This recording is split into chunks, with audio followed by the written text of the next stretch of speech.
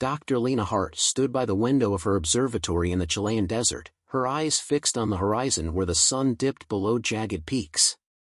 The quiet hum of computers behind her contrasted sharply with the sudden stillness that had swept across the globe. Earth's chorus of digital noise had halted in a heartbeat, a silence so profound it screamed across continents. "Dr. Hart, you need to see this," called Alex, her assistant, holding up a tablet displaying chaotic patterns of data.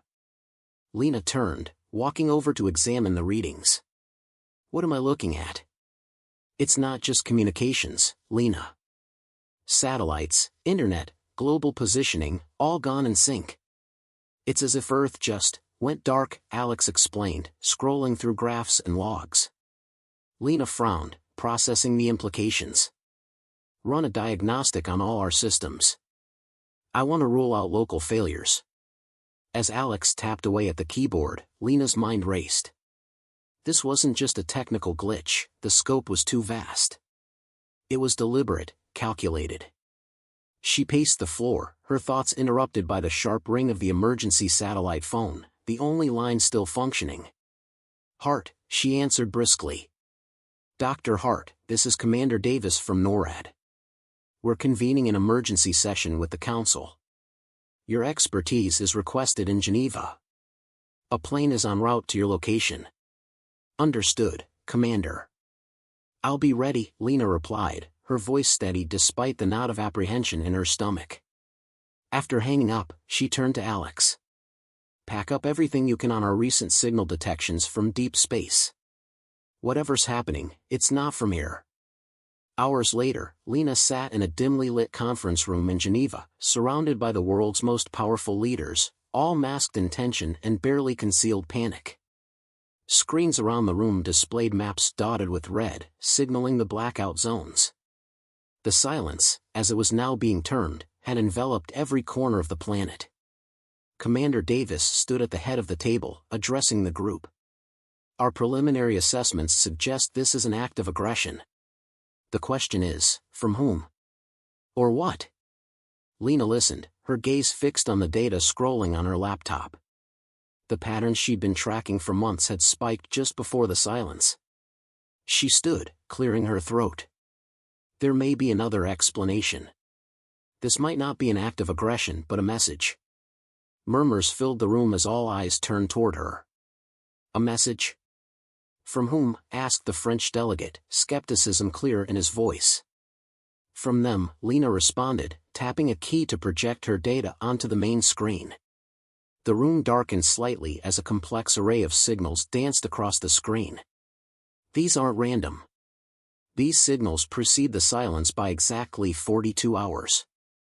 They originate not from Earth, but from deep space. I believe we are dealing with an extraterrestrial intelligence." Silence fell upon the room as the implications sank in. The British delegate finally spoke. "You're suggesting aliens are responsible? That's preposterous. It's the only explanation that fits. The simultaneity, the global scale, the precise execution, it's beyond human capabilities," Lena argued, her voice firm. "We need to consider the possibility that we are not the only intelligent life and they are trying to communicate." Commander Davis nodded slowly. "What do you suggest, Dr. Hart?" "We need to establish a line of communication. If they wanted us obliterated, it would have happened. This silence is a demonstration, a show of power, or perhaps a test," Lena explained, her mind racing ahead to the strategies they could employ. "And if you're wrong? If this is a precursor to an invasion," the Russian delegate interjected, his tone edged with fear. Lena met his gaze squarely. "Then we prepare for that too. But we must not ignore the possibility of peace. Fear should not dictate our only response." The discussion that followed was heated, filled with arguments and counterarguments about humanity's next steps. Lena's proposal to set up a communication task force was eventually accepted, albeit with strong reservations. As the meeting adjourned, Commander Davis approached Lena. "Dr. Hart, I hope you're right about this. We're in uncharted waters, steer us wisely." "I intend to, Commander." "Our response might very well determine the fate of humanity," Lena replied, a weight settling on her shoulders as she turned to leave the room. With the council's backing, Lena set to work, her team assembling the most sophisticated equipment available. They worked tirelessly, converting the observatory into what she hoped would become humanity's first real bridge to the stars. As the sun rose over another day marked by the silence, Lena watched the sky lighten, a mix of dread and determination fueling her resolve. She wasn't just fighting for her planet, she was fighting for a future where Earth might not be silent ever again. With the Council's decision to pursue both defensive and communicative strategies, Lena found herself at the helm of an unprecedented operation. Her team expanded rapidly, pulling in experts from around the globe, each member tasked with piecing together the alien puzzle that had presented itself in the form of the silence. As the world outside continued to grapple with the fallout, inside Lena's lab, the atmosphere was charged with a blend of excitement and grave responsibility. The team was divided into two main groups, one focused on defense mechanisms and potential retaliation strategies, and the other, led personally by Lena, dedicated to decoding the alien signals and crafting a response. Lena was reviewing the latest signal analysis with Raj, a linguist who specialized in pattern recognition and cryptographic languages. The data was complex, layers upon layers of frequencies and mathematical patterns that didn't conform to any known linguistic structures. "Look at this sequence here," Raj pointed out on the screen. "Every repetition is incrementally altered. It's like they're evolving the message with each loop. That could imply learning, adaptability. Maybe the message adjusts based on how we respond, or fail to," Lena mused, her mind racing through possibilities. "Or it's a countdown," added May, a theoretical physicist known for her work on quantum communications. "We might be running out of time to make our first move." "That's a cheerful thought," quipped Raj, though his smile didn't quite reach his eyes. "We need to establish a baseline for communication. Something universal. Mathematics, music, basic signal response. Anything that says we're here, and we want to talk," Lena decided, turning back to her console to adjust their outgoing signal protocols. The defense team, meanwhile, was ensconced in their own war room, a stark contrast to the buzzing excitement of Lena's group. General Abrams, tasked with overseeing any military response, was a man who spoke little but meant every word he said. "We can't just sit on our hands waiting for Dr. Hart's team to have a breakthrough," he argued during their strategy session. "We need contingencies in place. If talks fail, or worse, if they're a ruse, we need to be ready to push back hard and fast." His team nodded, grim acceptance written across their faces as they pored over satellite images, drone feedback, and any scrap of intelligence they could gather on the potential capabilities of their unseen adversaries. Back in her lab, Lena's team achieved a breakthrough. The signal had been responding not just to the Earth's electronic noise but seemed particularly reactive to specific types of emissions. Lena hypothesized that the aliens were more attuned to certain energy signatures, perhaps those that mirrored their own technology or biology. "We need to adjust our output. Mirror these specific patterns. It might be the handshake we've been looking for," Lena instructed, her team immediately setting to work recalibrating their equipment. Hours turned into days, and with each adjustment, the responses grew stronger, more structured. It was a language, complex and beautiful, unfolding before them.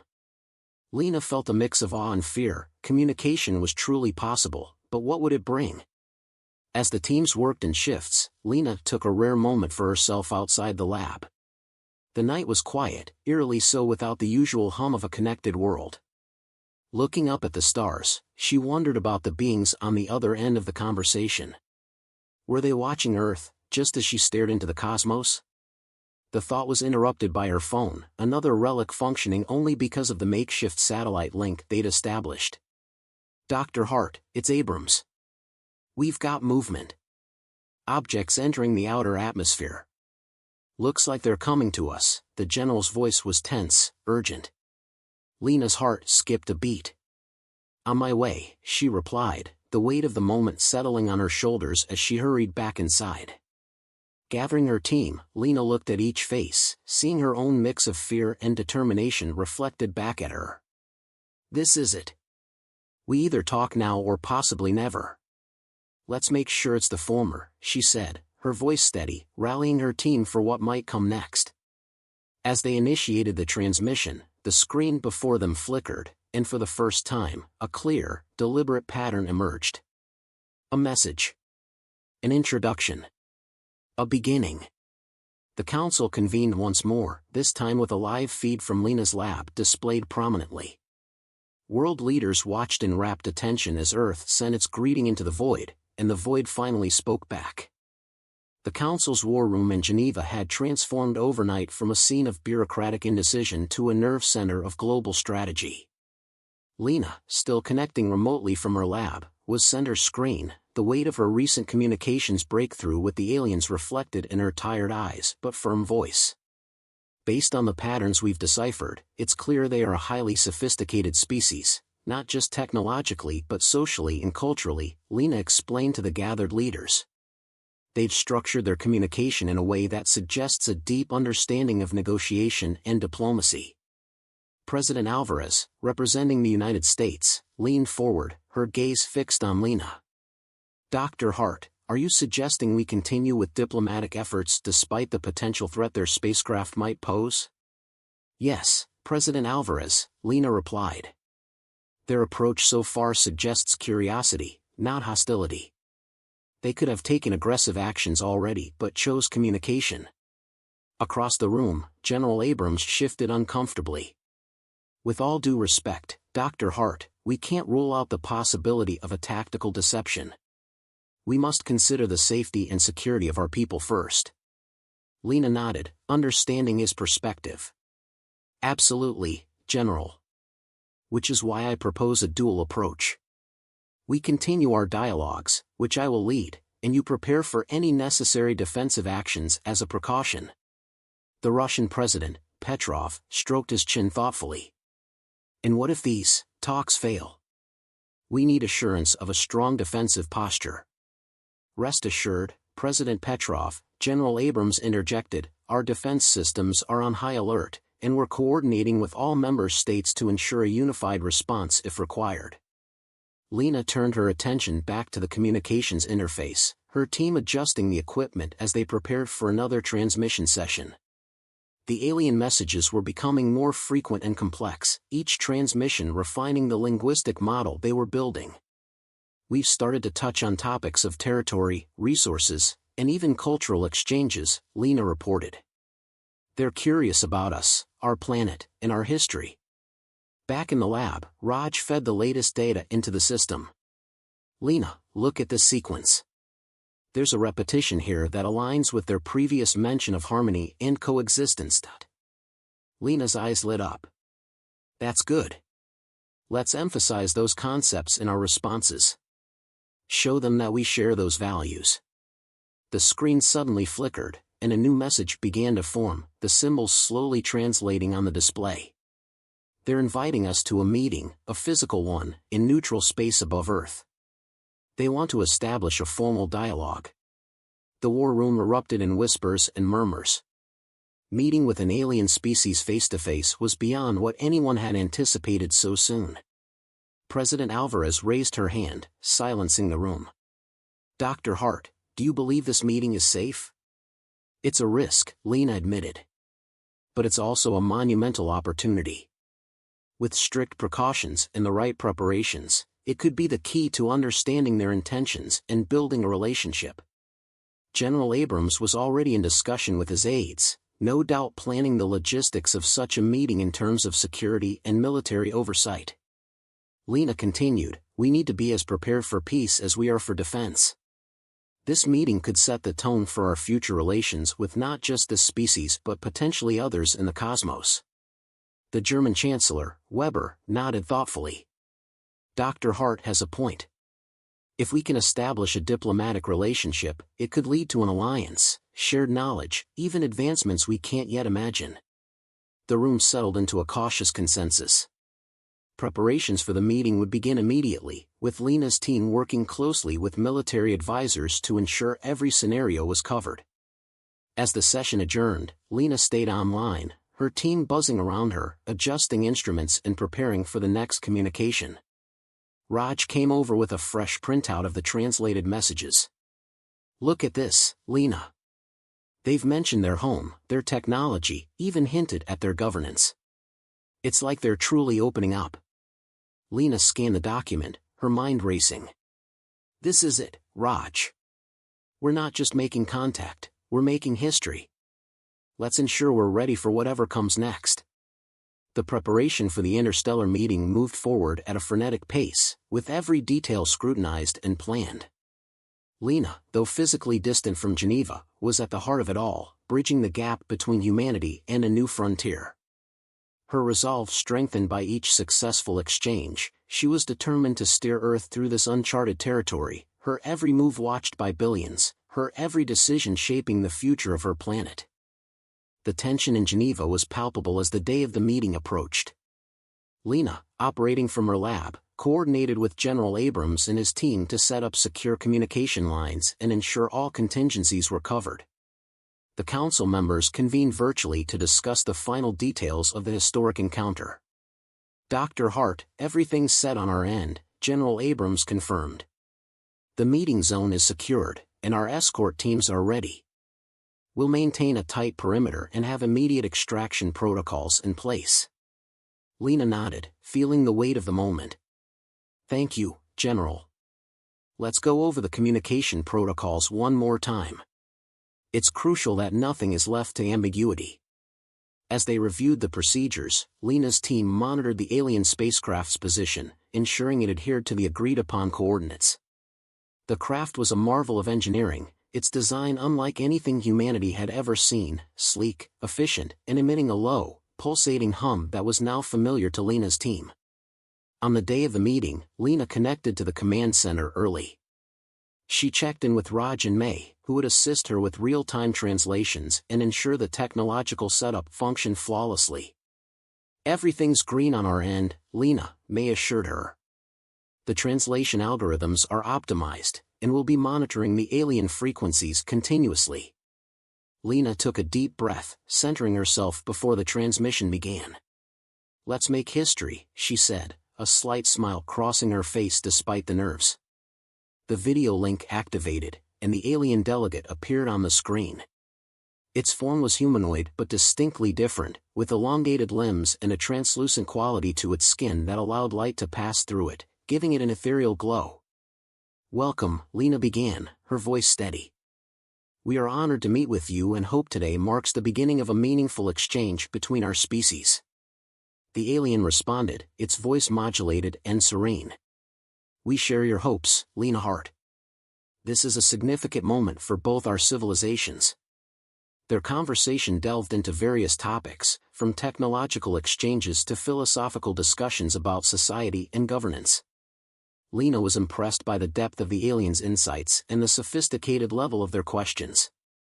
"Your civilization has achieved much in terms of peace and stability," Lena observed, genuinely curious about their methods. "What do you see as the fundamental basis for peace?" The alien paused, its eyes reflecting a thoughtful glow. "Understanding and respect," it replied. "Understanding the diversity of life and respecting the sanctity of existence." As the meeting progressed, it became clear that the aliens were earnest in their desire for a peaceful and productive relationship. They proposed an exchange program, starting with information and leading to visits between delegates. "We accept your proposal," Lena replied, excitement mingling with a touch of apprehension. "And we hope to learn much from each other." As the transmission ended, Lena turned to her team, a triumphant smile spreading across her face. "We did it. We've started something that could change the future for all of us." However, not everyone was swayed by the positive outcome of the meeting. In a secure room, several military leaders, including General Abrams, gathered to discuss the potential risks. "We need to remain vigilant," Abrams insisted. "This could still be a strategic move to lower our defenses. We'll continue to prepare for all possibilities." Lena, aware of the military's concerns, remained focused on the broader picture. She knew that building trust with the aliens would take time and that every step forward would be scrutinized by both sides. Over the next few weeks, Lena's team worked tirelessly to establish a framework for the exchange program.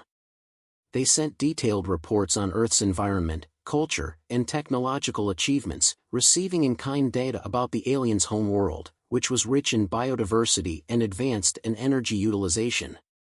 As the initial exchange of information concluded, preparations began for the first physical visit. Lena was selected to be among the first human delegates to travel to the alien spacecraft, a mission that excited and terrified her in equal measure.